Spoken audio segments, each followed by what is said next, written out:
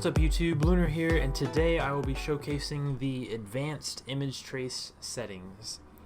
Okay, so to do this you will need an image that you need to image trace, so like photograph that you've took, or like a photo that you found online, or your friend's photo, whatever. So I have the same picture of the Volkswagen, and if you click on it you'll notice that you see the image trace button come up there. And then if you just image trace it just by clicking the button, it'll just change it to a black and white image. If you hit the drop down arrow, you have all these other options for like 3-color image trace, 6-color image trace, 16-color image trace, and so on. I don't use a lot of these because a lot of these are a little bit weird, but so I'm just going to do the default so you can see what it does. And so here we have the generic black and white image trace, and what Illustrator tries to do is it tries to get the darker things and make it black, and the brighter things and make it white. So this photo is a majority of darker colors, so that's why most of it's black. But now to get to the other options, there's a little box right here that says image trace panel. If you click on it, at first you'll see this right here, and from here you can change it to the same 3-color, 6-color, 16-color, and then tracing result, mode, black and white, grayscale, color, and then the threshold, which turns up and down the black. So like if you turn it down, there will be less black. And yeah, there's far less black. So I'm just going to go ahead and undo that so we can get back to the original image trace. And so now you're like, well, what else can you do? There's a nifty little advanced option drop down menu that honestly I didn't even know existed until I graduated from college. Nobody ever told me about it. I never realized it was there. But this gives you a lot more options, and actually I'm going to turn this back down to maybe about 75 just so that we can get some more detail in it. Maybe 66. Okay, that'll have to work.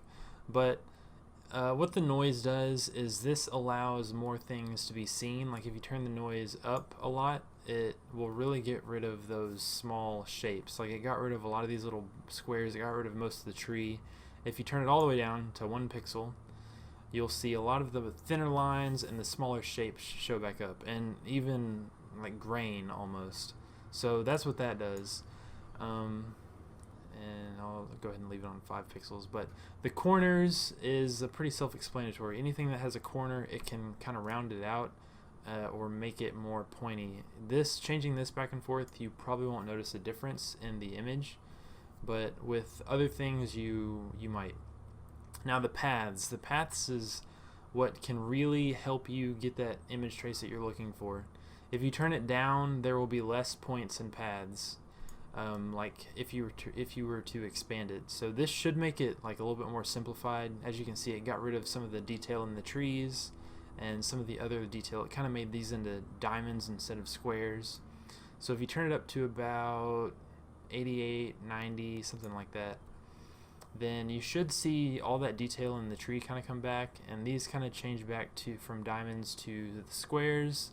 And overall it's a much better image trace if you turn the paths up.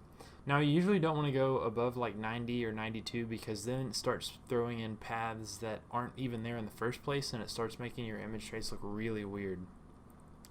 So let me just show you these options in the 6-color. Okay, so now we have a really loud mower in the background. Hang on. Okay, hopefully the mower is gone. Now we have a 6-color image. It's still kind of dull and gray, but if you turn the noise down, we can see what it does then. Okay, so that is with the noise turned down, and what it did is it kind of just added a lot of shading and stuff into the trees that you probably wouldn't want anyway. So yeah, but it's the same thing. You can turn the paths up, you get better paths, and you turn the paths down, you get less paths. But let me show you another example of this. Let me find a picture offline that would be a good reference. Okay, so here is a random logo that I found online that literally just says logo. Well, as you can see, this is pixelated, it's a small image, so let's see what happens whenever I just hit image trace.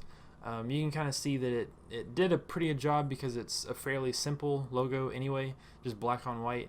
But you can kind of see like that point right there is like kind of weird, but let's go into the advanced options again. So if you turn the noise up, it doesn't really change anything. If you turn the paths down, it makes it really weird and blocky, as you can see. But let's turn the paths back up to about 90%, that sweet spot.